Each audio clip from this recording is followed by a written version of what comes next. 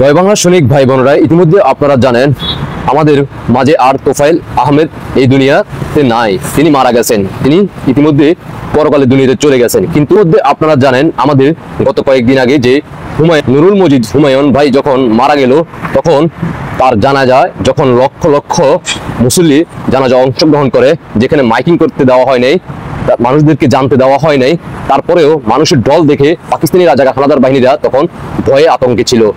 অন্যদিকে আবারও আমাদের কারাগারে এভাবে ইতিমধ্যে আপনারা জানেন 5 আগস্টের পর থেকে একের পর এক আমাদের মুক্তিযোদ্ধা যারা তাদেরকে পরিকল্পিতভাবে ডক্টর শফিক ইউনূসের নেতৃত্বে তাদেরকে কারাগারে মৃত্যু নিশ্চিত করে তারপরে হাসপাতালে ভর্তি করানো হয়।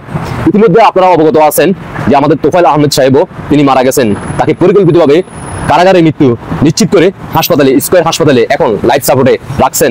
2 থেকে 3 দিন হয়ে গেছে, অথচ সেটা মিডিয়াতে প্রকাশ করে নাই, তাদেরকে বিবৃতি দেয় নাই। ডক্টর শফিক ইউনূসের নেতৃত্বে যারা দায়িত্বে আছে তারা সেটা ইতিমধ্যে আপনারা জানেন বিভিন্ন নিউজে যখন সেটা প্রচার হয় যে তারা তদন্ত করে জানতে পারলো সে মারা গেছে, ডক্টর শফিক ইউনূসের ভয়ে বাংলাদেশে এখন সাংবাদিকেরা সেই সরাসরি তারা সেটা প্রকাশ করতে পারতেছে না।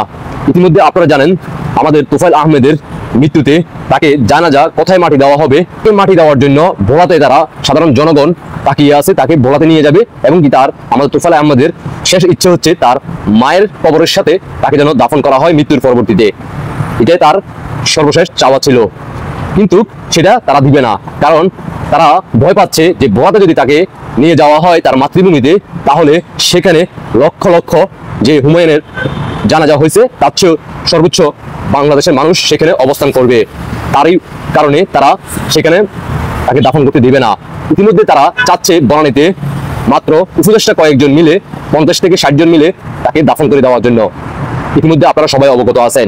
এভাবে 5 আগস্টের পর থেকে আমাদের যাদের কারণে আমরা এই বাংলাদেশের ভূখণ্ড আমরা নিজেরা বলতে পারি বাংলাদেশের ভূখণ্ড পাইছি, যাদের কারণে আমরা আজকে বাংলাদেশের নাগরিক হিসেবে নিজেকে বলতে পারি তুমি কে আমি কে, বাঙালি বাঙালি, আজকে তাদেরকে এভাবে কারাগারে পাকিস্তানের হানাদার বাহিনীরা মৃত্যু নিশ্চিত করে তার পরবর্তীতে হাসপাতাল ভর্তি করে। অথচ একটা লোক মারা গেল, আজকে 3 দিন হয়ে গেল, তাকে ছেড়ে দেওয়া হচ্ছে না, তাকে হাসপাতাল থেকে খালাস করে দেওয়া হচ্ছে না ডক্টর শফিক ইউনূসের ভয়ের কারণে। ডক্টর আসিফ নজরুল বাটফার রুফে রাজাকার পাশাপাশি যারা বর্তমানে দায়িত্বে আছে তারা সেটা প্রকাশ করতেছে না। ইতিমধ্যে তার পরিবারদেরকে হুমকি দেওয়া হচ্ছে যে তাকে বনানীতে মাটি দেওয়ার জন্য, কারণ বনানীতে এখানে মানুষদেরকে জানাজা অংশগ্রহণ করতে দেবে না। তারা 50 থেকে 60 জন তারা পরিকল্পনা করছে, তারপরে তাকে দাফন করে দেওয়া হবে। ভোলাবাসী যাচ্ছে, তার এলাকার সাধারণ জনগণ যাচ্ছে তাকে সেখানে মাটি দেওয়ার জন্য, তার শেষ ইচ্ছাতে পূরণ হয়। ইতিমধ্যে আপনারা জানেন এভাবে আর কত আমাদের সেই মুক্তিযুদ্ধে যারা তাদেরকে কারাগারে মৃত্যুবরণ করতে হবে, তারা পরিকল্পিতভাবে তাদেরকে মৃত্যু নিশ্চিত করে তারপর হাসপাতাল ভর্তি করবে, তারপরে বলবে সে মারা গেছে। এভাবে আমরা আর কত তাকিয়ে থাকবো? বাংলার জনগণ আপনাদের কাছে প্রশ্ন রইল, কারণ আপনারা এই বাংলাদেশে তুমি কে আমি কে, আপনারা নিজেরাই বলেন তুমি কে আমি কে, বাঙালি বাঙালি, কাদের কারণে বাঙালি বলতে পারেন? একবার নিজের ঠান্ডা মাথা চিন্তা করেন।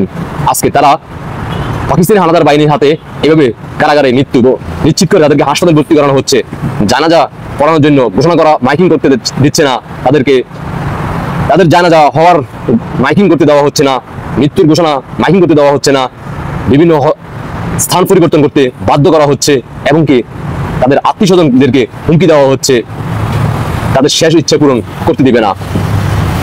বাংলার মানুষ জেগে ওঠো, জয় বাংলা সৈনিক ভাই বন্ধু, দৃষ্টি আকর্ষণ করবো যার যার অবস্থান থেকে।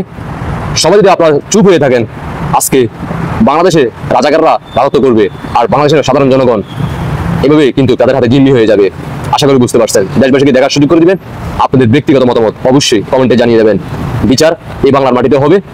যারা ডক্টর শফিক ইউনূসের নেতৃত্বে যারা উপদেষ্টা মণ্ডলীরা আছে, মনে রাখবেন আমাদের মুক্তিযুদ্ধদেরকে সাথে যেভাবে আপনারা আপনাদের শক্তি প্রয়োগ করতেছেন, শুধুমাত্র আপনারা না, আপনাদের পরিবারেও যদি কেউ মারা যায় তাহলে এই বাংলার মাটিতে মাটি দেওয়ার সুযোগ থাকবে না ইনশাআল্লাহ। শুধুমাত্র সময়ের অপেক্ষা। আল্লাহ হাফেজ।